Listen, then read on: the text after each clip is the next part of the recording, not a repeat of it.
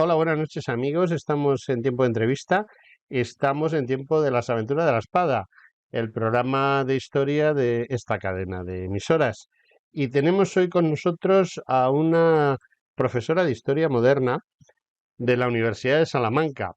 Espero que esta Universidad de Salamanca actual consiga lo que no conseguía la anterior.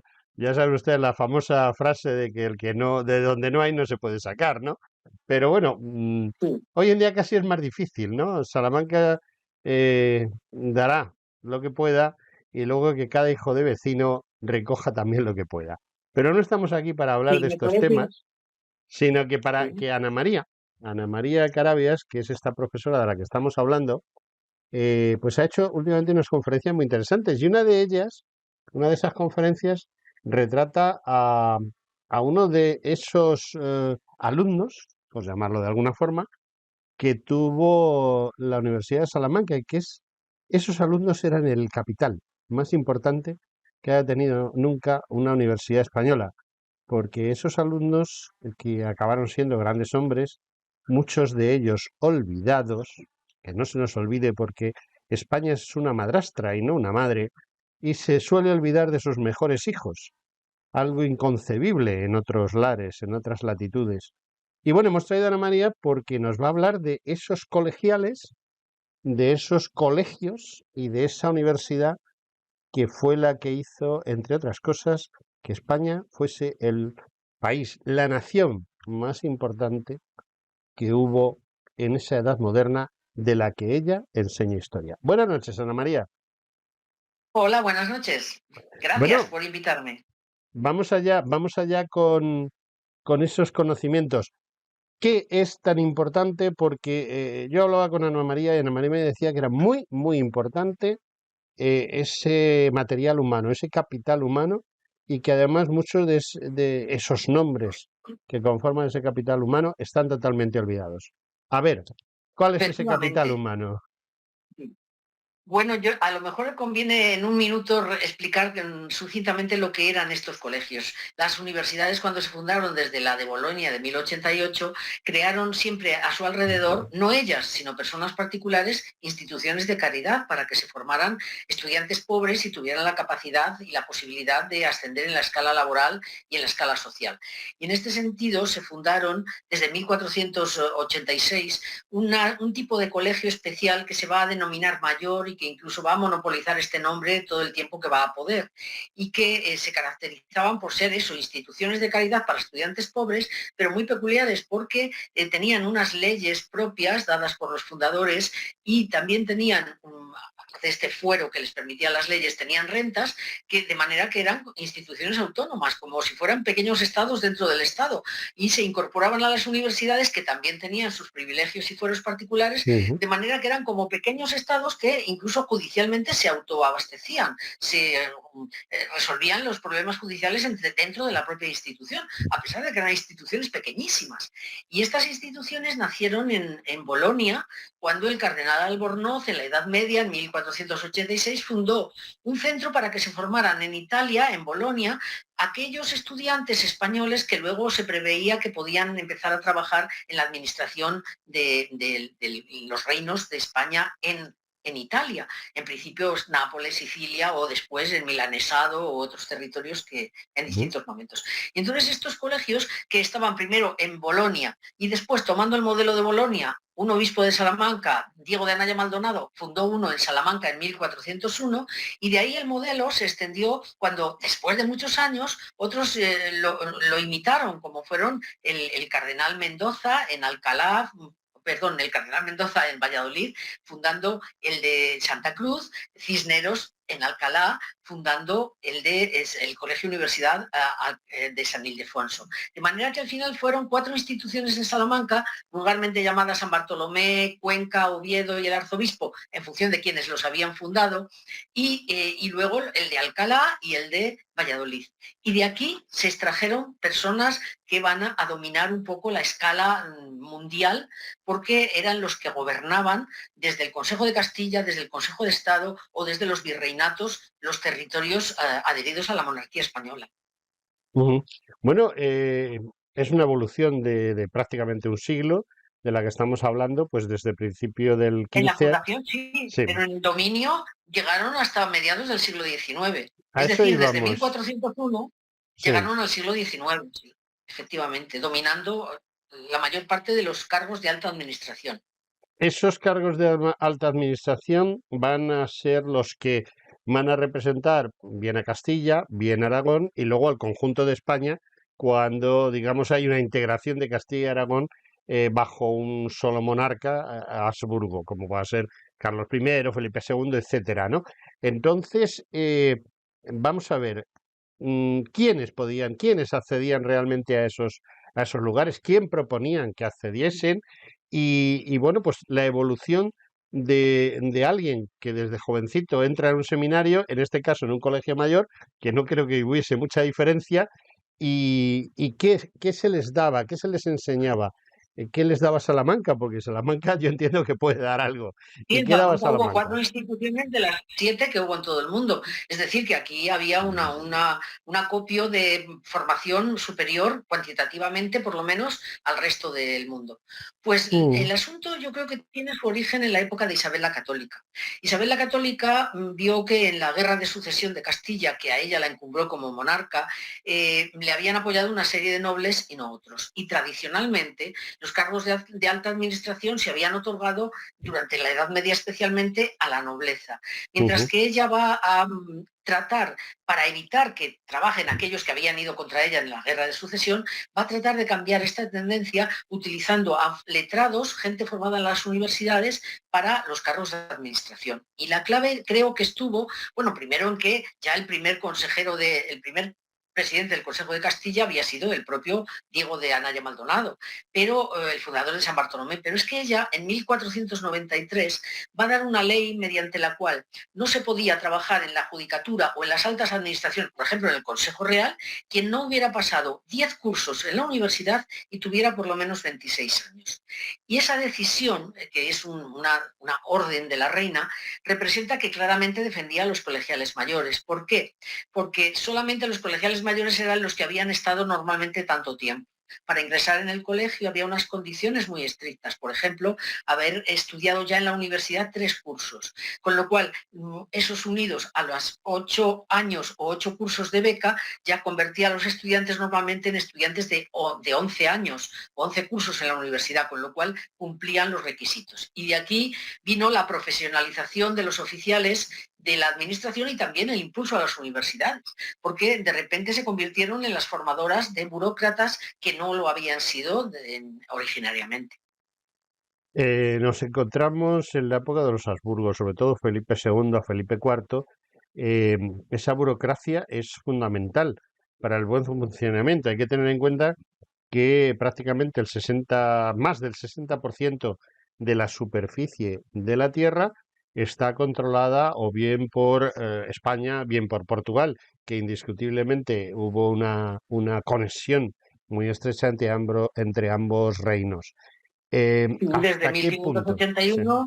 sí. Sí, desde Has- 1581, bueno, Felipe II, como bien sabe, hereda o tiene la Portugal. posibilidad de ser rey de Portugal en el momento en que muere el rey don Sebastián sin sucesión, Ujú, y él, como hijo de Isabel de Portugal y Carlos V, pues tiene derecho legal a esa ujú, sucesión que se adquiere no sin protesta de algunos portugueses y que se mantiene desde 1581 hasta aproximadamente, bueno, 1640, la revuelta de Portugal y la división efectiva de los reinos, la independencia de Portugal, la minoría de edad de Carlos II en el año 1688.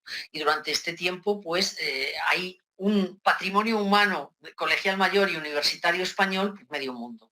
Esto lo han estudiado bastante bien, tanto Damaso del Lario con las escuelas del Imperio, un libro fantástico, con lo que está haciendo ahora mismo Barrientos Grandón, que acaba de publicar los 3 primeros volúmenes de Los Consejeros del Rey, una obra que va a ser, bueno, impresionante y que estudia a cada uno de los personajes que fueron ujú. denominados como miembros de la alta judicatura o de la administración de la Iglesia o del Estado a lo largo desde 1500 hasta 1836.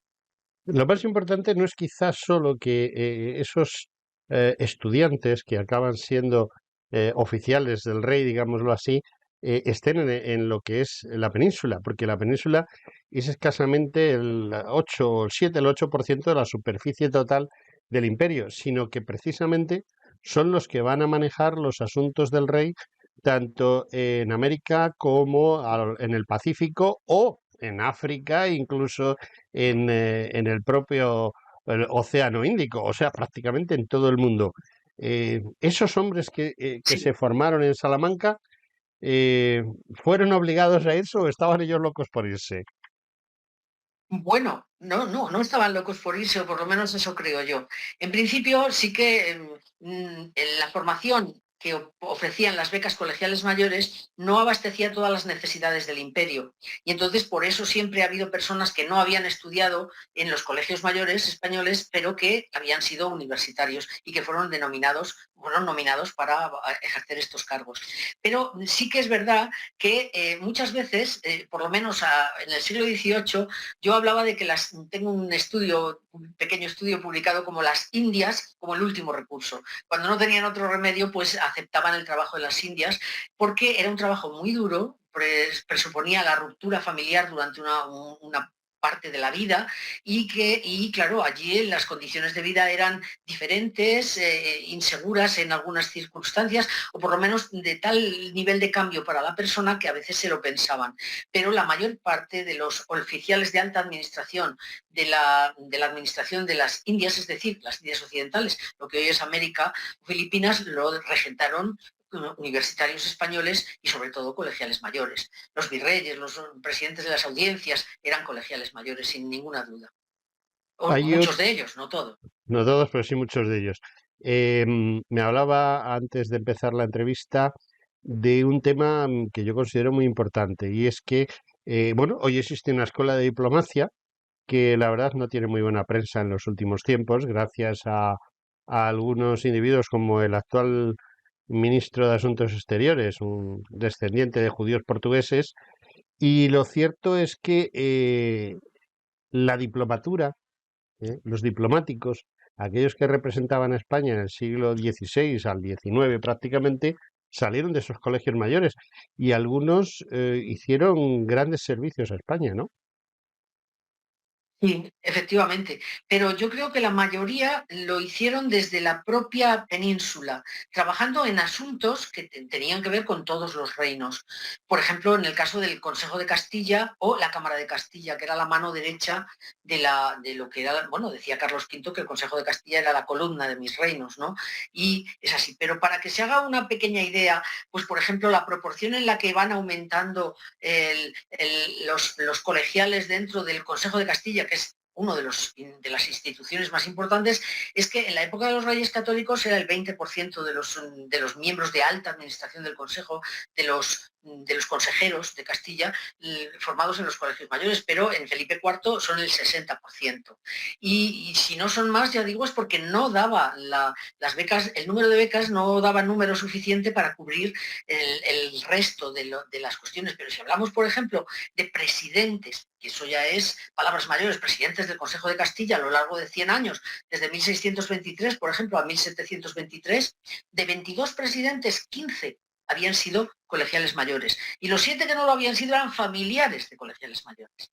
Y llegaron a dominar la administración hasta tal punto que le puedo comentar como uno de los casos, porque esto no es que sea excepcional, es habitual, pero en tiempos de Carlos III, por ejemplo, en un momento concreto, había 3 hermanos que eran ministros de Carlos III. Era el presidente del Consejo de Indias, José de Rojas y Contreras, su hermano Diego era el presidente del Consejo de Castilla y su hermano Bernardo era el presidente del Consejo de Hacienda. Es decir, tenían copada una parte, de forma un poco nepotista a veces, copaban pues monopolizando cargos de alta administración. Ese nepotismo me llama la atención y pregunto porque hay que ser abogado del diablo en las preguntas. Quizá ese nepotismo sea responsable de muchos de los desastres, tanto a nivel interior como a nivel exterior, en esas decisiones que se tomaron y que a lo mejor favorecieron primero la separación de las provincias de América y luego el desastre generalizado en el que cayó España en el XIX. Yo no soy una experta en ese tipo de tema, pero yo creo que no. El poder que tenían los colegiales era muy alto, pero desde luego siempre por debajo del rey. Entonces, no creo que llegara a su poder hasta el extremo de provocar directa o indirectamente una separación. ¿eh? Yo creo que no, pero en todo caso, pues hay sabios que saben mucho más de esto, ¿no? Ellos eran oficiales de la monarquía, o oficiales de la Iglesia, pero como con el patronato regio, las altas esferas de la Iglesia española también eran nombradas por el rey español, pues pertenecían al mismo grupo de poder. Sí. O sea, no tenemos a Y se ningún casaban colegial, entre ellos. no hay ningún colegial que acabase siendo válido de algún rey.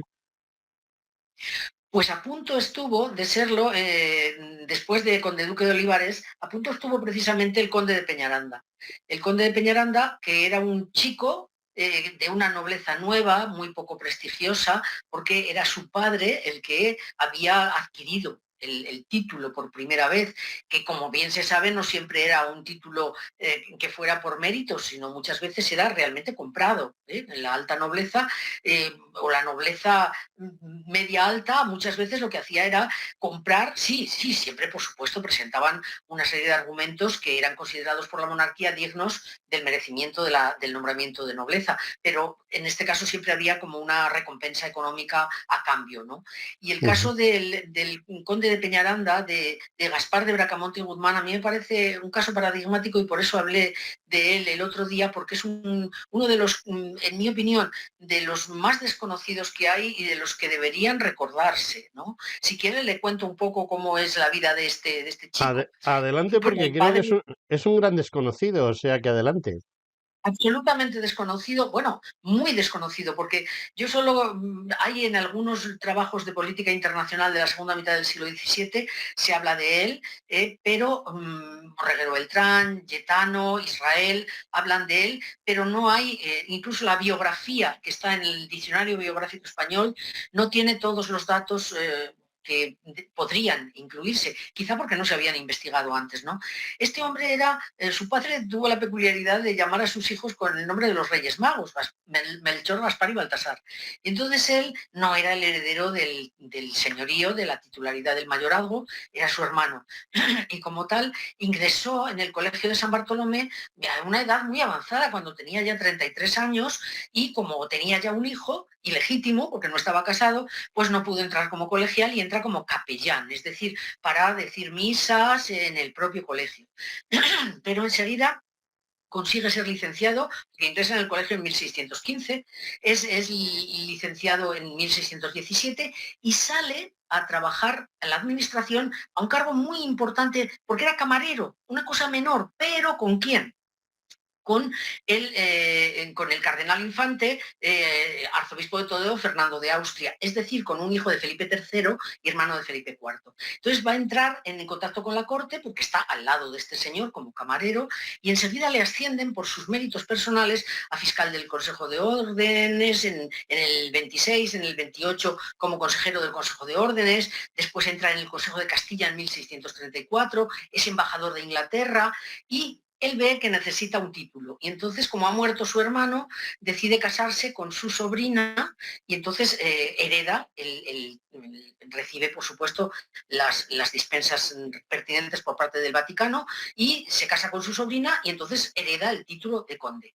Y ahí va a ser nombrado consejero de Castilla y va a adquirir una importancia y una relevancia notable en la medida en que España necesitaba la paz, lo que va a ser la paz, los tratados de Westfalia, en el contexto de las guerras de religión. Recordemos que cuando Lutero en 1517 rompe con el Vaticano, y bueno, en realidad es el Vaticano el que rompe con él con una bula, es Exsurge Domine, en 1520, pues empiezan unas guerras de religión entre grupos protestantes y católicos. Y primero en el Sacro Imperio, la guerra de los campesinos, las de Zuinglio, la guerra de Esmalcalda, donde están la batalla de Mulberg, que gana Carlos V en 1547, pero también las guerras de religión en Francia en la segunda mitad del siglo XVI, que son 8 guerras terribles, o la guerra de los 80 años, cuando las Provincias Unidas quieren independizarse de Felipe II, de España, de Felipe II, porque Carlos V había nacido allí y le consideraban rey propio, pero Felipe II no había nacido allí y no le consideraban rey propio. Y después de esto, en el contexto este, comienza la Guerra de los 30 años, de 1618 a 1648. Y en este contexto, cuando la guerra se dilata, perdón, se ha nombrado en el Imperio Alemán a un emperador por parte de los católicos que no aceptan los protestantes y nombran otro y empieza una guerra en la que hay una división de grupos de poder europeos, unos apoyan a los católicos y otros apoyan a los protestantes. Evidentemente España va a apoyar al emperador. El representante para la paz por parte de España en aquel contexto era Ujú. alguien importantísimo, Saavedra Fajardo, pero llegó un momento en que Saavedra Fajardo escribe a Felipe IV y le dice: soy incapaz, es imposible acordar la paz, no hay ni siquiera la posibilidad de sentarlos a trabajar. Y entonces Felipe IV le sustituye por el conde de Peñarán. Le sustituye por el conde de Peñaranda con gran hilaridad, en principio, por parte de Saavedra Fajardo, diciendo: este nuevo conde que viene aquí. Pero la verdad es que sorprendió a todos porque tuvo una idea genial y fue: si no se podían sentar juntos, vamos a sentarlos separados. Y entonces, por ejemplo, lo que es el Tratado de Münster, es una parte de los tratados de Westfalia, pues lo que hizo es reunir a los que iban a firmar los tratados en dos pueblos muy cercanos, en Münster y en Osnabrück, de manera que se firmó el Tratado de Münster el 6 de mayo de 1648 y fue un gran éxito para el conde de Peñaranda porque aparece en los cuadros de Ter Brock que representan el tratado y aparece firmando como uno de los dos firmantes españoles junto con el embajador Brun frente a los montones de firmantes por parte de otros países. Ahí adquiere una importancia capital, que se va a ir agrandando con el tiempo. Ujú. Ya. Bueno, Si quiere, le cuento cómo se va agrandando con el pues tiempo. vamos a ello. Le iba a hacer otra pregunta, pero esa me vale también. ¿Cómo se va agrandando con el Bueno, tiempo? pues es que él, desde luego, cuando llega a España, tiene un éxito importante, ¿no? Pero llega un momento en que muere el emperador de Alemania y los representantes de la Dieta que tienen la posibilidad de nombrar al nuevo emperador no llegan a un acuerdo. Es imposible. Y entonces escriben a Felipe IV y le dicen: mándanos al Peñaranda, que así le llamaban. Y entonces Felipe IV manda a Gaspar de Bracamonte a Frankfurt, que se va con una corte de 300 y pico personas, y llega allí y rápidamente consigue que se nombre como emperador al candidato que quería efectivamente Felipe IV, que es Leopoldo I. ¿Y por qué quería Felipe IV que Leopoldo I fuera el emperador? Pues porque Leopoldo I va a ser en un momento concreto cuñado, tío y suegro de Felipe IV, porque era hijo, era su sobrino, y va después a casarse con la hija de Felipe IV, es decir, que va a haber una bárbara consanguineidad, como decía Verísimo Serrao, que, en la genealogía, pero la genealogía española, pero evidentemente fue un éxito increíble que se consiga en muy poco tiempo que el conde de Peñaranda consiga que todos se acuerden, que nombren al rey de Hungría, Leopoldo I, como emperador, que era el emparentado directamente con la monarquía española. Para España fue un éxito radical y para este hombre, desde luego, también. Sí. Bueno, vamos a Pero cerrar un mire, poco. Sí, dígame, dígame, dígame. una cosa curiosísima, y es que es curioso porque la Liga de los Colegiales decía, por Ujú. ejemplo, la esposa de Carlos III, María Amalia de Sajonia, decía que la Liga de los Colegiales mayores era más fuerte que la de los francmasones. Y es que en el caso del conde de Peñaranda va a ser paradigmático, porque es curioso que cuando se nombra como emperador a Leopoldo I, la primera carta que escribe desde Frankfurt es al colegio. No al rey, diciéndole: ya tenemos emperador. Escribe primero al colegio mayor, diciéndole: esta mañana hemos conseguido que se firme el nombramiento del emperador y bueno, quiero informar a mi colegio porque como mi familia, no de sangre, tiene que estar informado. Es una cosa que es verdaderamente llamativa y sorprendente. Y bueno, luego este hombre pues va a ser el que gestione todo el tema del matrimonio de Luis XIV con la hija de Felipe IV, con María Teresa. es que en la Guerra de los 30 años, en los tratados de Westfalia, se acordaron grandes grupos de acuerdos de paz entre Holanda y España, entre Francia y tal, pero Francia y España continuaron en guerra. Y eran los monarcas de ambas monarquías eran familia. De hecho, Luis XIV era hijo de Ana de Austria. Ana de Austria es hermana de Felipe IV. Es decir, que eran tío y sobrino, Luis XIV y Felipe IV. Y se firma el Tratado de los Pirineos que redacta Bracamonte porque Bracamonte decía que el único atajo para la paz entre España y Francia era el matrimonio de las monarquías, de nuevo, ¿no? Entonces se casa María Teresa con Luis XIV y ese Tratado de los Pirineos de 1559 lo gestiona también el conde de Peñaranda. Es por tanto, un éxito apabullante el que va a tener y una fama enorme la que va a adquirir en la monarquía mundial, vamos, en el panorama político mundial. Muy bien. Bueno, Ana María, tenemos un problema y es que en la radio tenemos los minutos tasados. Yo tengo ahí un reloj de arena, cada vez que empiezo le doy la vuelta y se está quedando sin arena. Eh, yo estoy muy agradecido porque usted nos ha abierto una serie de ventanas a la historia que hasta ahora yo no sabía ni que existían, o sea, no las podíamos abrir porque no sabíamos que existían y esto me obliga a emplazarla, palabra muy castellana, a emplazarla a nuevos encuentros en los cuales pues abriremos más ventanas y veremos más cosas de la historia de la Edad Moderna, que es una historia muy desconocida, aunque pueda parecer mentira. Sí. Pero perdóneme un segundo solamente, porque es que solamente le apunto que después de este éxito de Bracamonte, llegó a ser presidente del Consejo de Italia, virrey de Italia, y va a ser el único que Felipe IV nombre en su testamento para que sea, con nombre y apellido, miembro de la Junta de Regencia de Carlos II. Ah, Y pues muy él, interesante. como persona que trabaja en toda la política internacional, él será el que dirija toda la política internacional española entre las guerras que haya con Francia, por ejemplo, la guerra de devolución, porque Luis XIV, como esposo de María Teresa, reclama la soberanía de territorios que eran españoles, o las guerras anglo-holandesas o las anexiones territoriales que hace Luis XIV. Es Bracamonte quien gestiona la paz de Aquisgrán de 1668, los tratados de Nimega de 1678. Es decir, es un personaje importantísimo y es uno de tantos colegiales mayores formados en la Universidad de Salamanca en este caso. Ya sé que no me quedan más minutos. Ana María, emplazada queda. De acuerdo. Bueno, Pues nada, pues saludos cordiales. bueno, pues con sus saludos para nuestros oyentes, despedimos el programa y a Ana María Carabias le damos unas enormes gracias por habernos acompañado. Ana María Carabias, Un muchas placer. gracias. Un placer. Buenas tardes, buenas noches, adiós. Buenas noches.